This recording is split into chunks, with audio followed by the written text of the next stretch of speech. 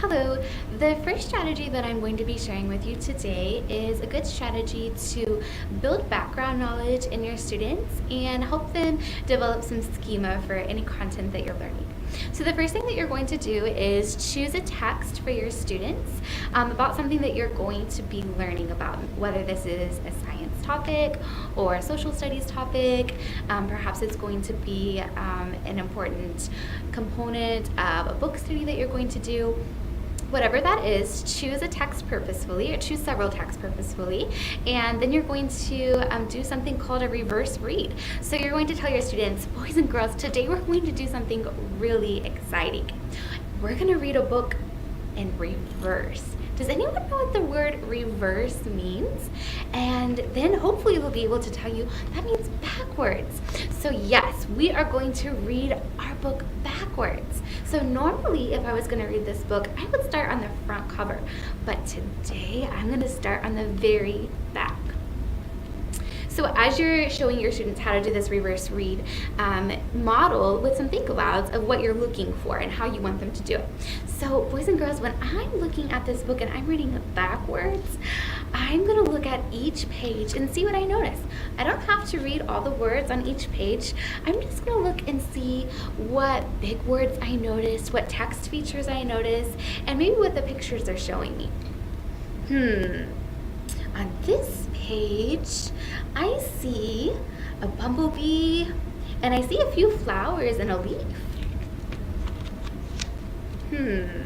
This page looks like maybe they're planting a seed and it's growing. Oh, and I see the word garden. She's eating watermelon. He's eating leaves.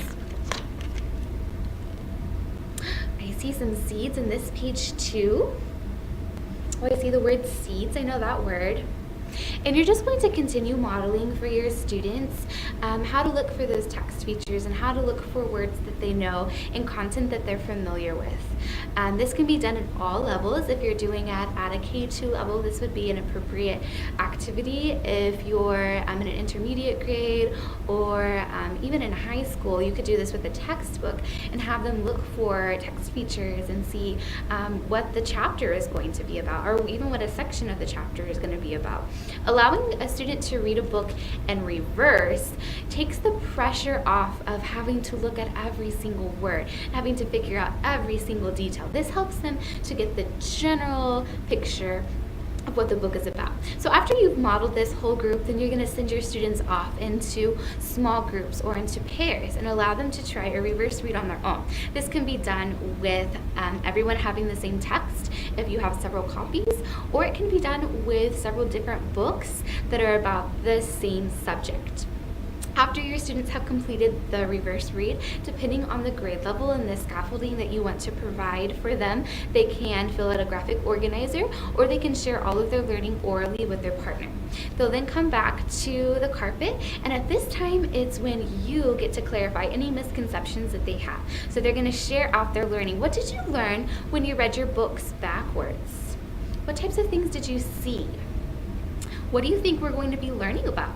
And have that discussion. And so what you've just done is maybe a student has never experienced a garden before, but now they have seen some pictures and they've read a book about it, and they have at least a little bit of schema in their brain that you can now build on top of with the rest of your unit.